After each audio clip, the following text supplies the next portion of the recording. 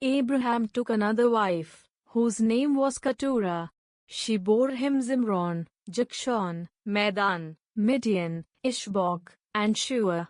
Jokshon became the father of Sheba and Dedan. The descendants of Dedan were the Ashurim, the Letushim, and the Laamim. The descendants of Midian were Ephah, Epher, Hanok, Abida, and Eldaah. All of these were descendants of Keturah. Abraham gave everything that he owned to his son Isaac, to the sons of his concubines. However, he gave gifts while he was still living, as he sent them away eastward, to the land of Canaan, away from his son Isaac.